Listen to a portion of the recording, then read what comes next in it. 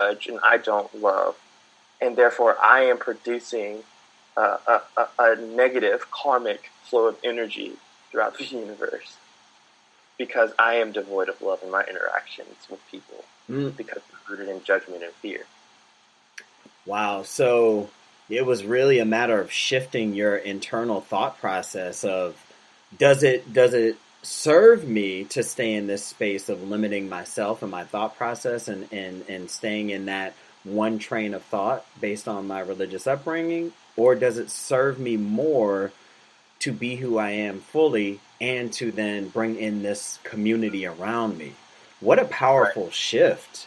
A lot of people kind of get stuck in the things that they're taught. And I'm not saying that, for better or worse, no judgment. But I think it's really important to start to question some of the things that we're taught and indoctrinated into from birth, right? There are messages, explicit or subtle, that are constantly around us that just get etched into our psyche that then impact us as we develop. And so to take a moment to stop and say, you had a choice at those moments to say, you know what, I'm going to just stay in this dark place, or I'm going to choose to believe that, yes, I am inherently wrong and bad and foul and depraved, morally depraved and all those things. Or I can choose to do and see something completely different, an opportunity and a possibility of love and connection. So that's so beautiful. Thank you. Thank you. Yeah. Tell me, so as you were working through this dark space and you started to find your community, what was your process like in opening up to people? I'm kind of jumping around in the action plan, but I want to, let it Yeah. flow. But Yeah. when we talk about opening up to people, did you find, what was that process like? And if so, did you find that other people had similar experiences? So there was always this notion in the back of my head that I would go back to my old faith tradition. Mm-hmm. And so, in some ways, I would go through these interactions and saying, yeah, like this is great, but I can't fully embrace myself because I'm planning to go back to my old faith tradition. And so there were still these cycles and patterns that I had to break free from. And however, the thing that I didn't do was divorce myself from the community that I was building. Um, Honestly, if you want to make a change, then you need to look at who's in your inner circle and who are the people that you're hanging around.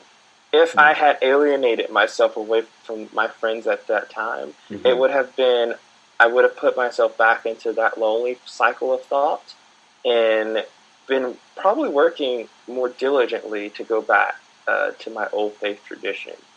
But I could not seem to tear myself away from the goodness of the relationships that I was building with these people.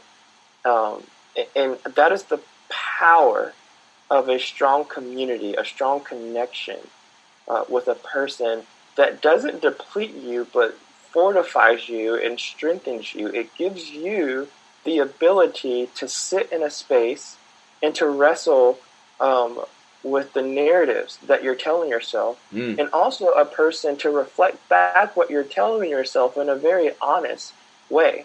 Some of the feedback that I received from my friends was very direct and raw and open.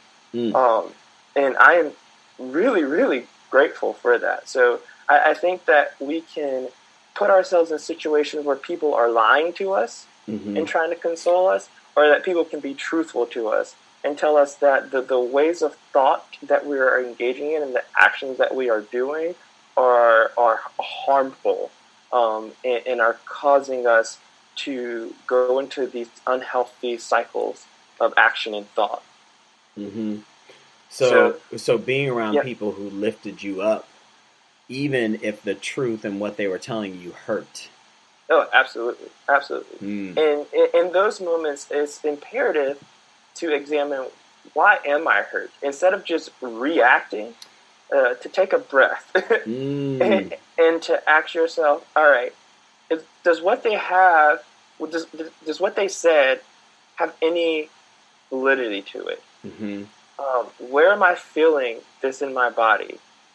Why am I feeling this way in my body? What did that trigger within me?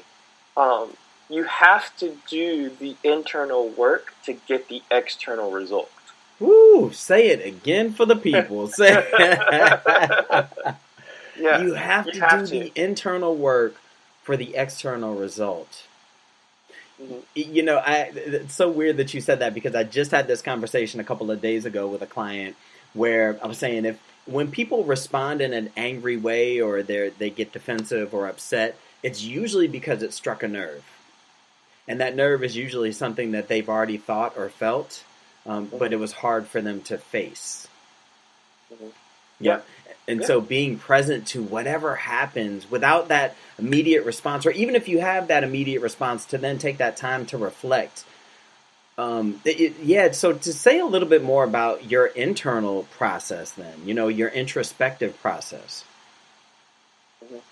So growing up, I had always heard about the value of meditation. Mm-hmm.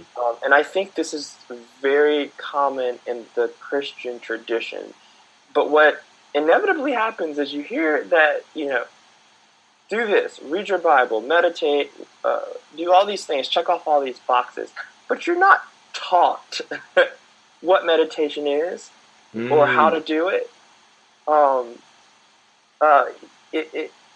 And you're taught that you have to fill your brain with information as a form of meditation and not release thoughts. And so again, by chance encounter, and I will attribute that to Spirit just navigating and working throughout my life as I'm kind of wrestling with these questions.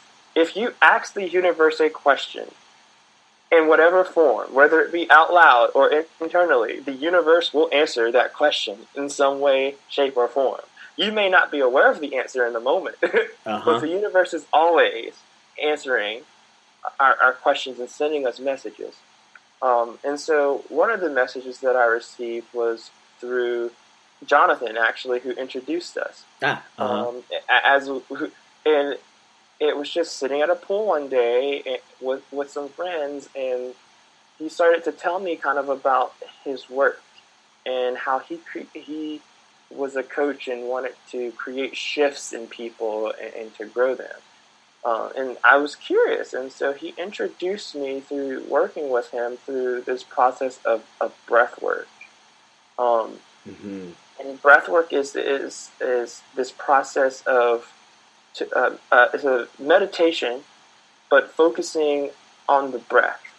And I didn't really understand the value of that necessarily, or dumping your mind. I was always taught that dumping your mind was the way to let the demons and all these negative things inside of you. And so there was a lot of deconstruction in theology that I was also simultaneously doing with this. And so I stuck with the breath work, stuck with the meditations. I began to put into myself different thoughts than what I had been reading and regurgitating. So, can you give an example of some of those thoughts?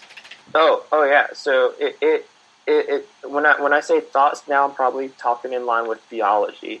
For this to be successful, I had to begin to question a lot of the theological thought processes that were going on, and so I began to read affirming literature and question why people were affirming versus non-affirming, and to delve into scripture like that.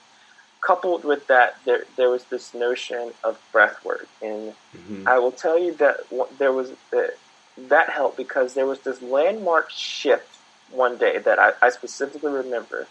I was listening to Richard Rohr, who is a Franciscan priest that runs a contemplation center in Albuquerque, New Mexico. And he began to talk about the God in a Jewish tradition and how in our society today, we have disconnected ourselves from God.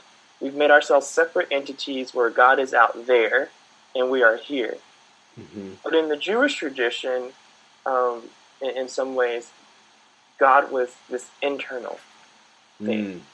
Like there was no separation. Mm-hmm. And so the human itself was holy. The human itself was sacred. Yep. And so it talked about in my faith tradition, I learned Yahweh. In the Jewish, the Tetragrammaton, it was called YHWH. And so I had learned that there was superstitions around this God's name, so we didn't say it. But if you inserted the nouns and the verbs, that it was pronounced this way. And Richard Rohr offered this beautiful, different view of that to say God's name, that you didn't say it, but it kind of had this notion of the breath.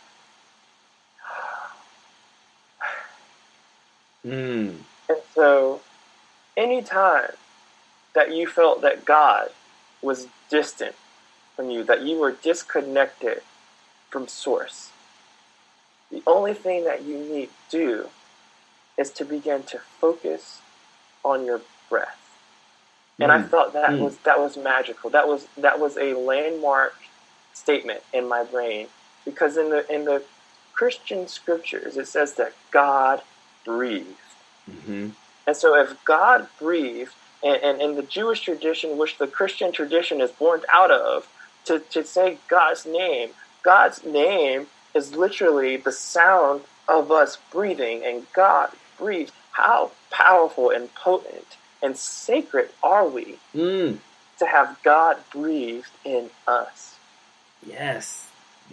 I mean, it was interesting. Like, as soon as you did that breath, I heard Yahweh, and I've never heard that. And I don't know if it's because we were talking about it, but, just having that different way of looking at it. But I heard it, and you're absolutely right. It reminds me of that song by India Arie, where she says, "I see God in you," and she's just talking about, God is in all of us. And if that's so, are we all not perfect? Are we all not divine as we are?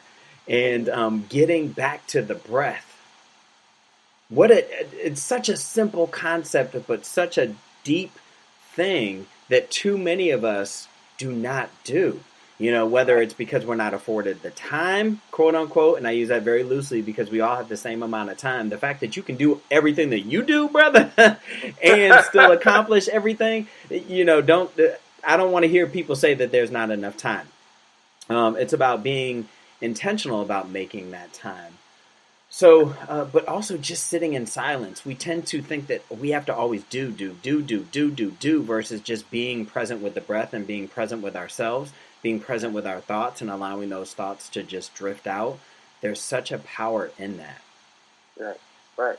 I tend to say that in our society, and it's built by a lot of the narratives that we're told from a political perspective, but we have become human doings and stop being human beings. A lot of this work of shifting from loss requires that we become humans being, and we sit with ourselves. And we sit in the pain and examine it and turn it over. Our default is to run away from it and distance ourselves from it. Correct. But the healing comes from when we tackle it head on. And we don't have to tackle it by ourselves. That is destructive. But when we tackle it in community, whether that be with a counselor, therapist, you said a counselor, a therapist? Yeah. Okay, A counselor, a therapist, a healthy spiritual community. When you say healthy, a welcoming. Not just welcoming, but if you're a person dealing with, or not dealing with, but if you are... affirming. Yeah. But a welcoming and affirming place. Yes. That affirms who you are in your divinity, in your spirit. It is absolutely important. It's a necessity. Absolutely. Um, Man, okay.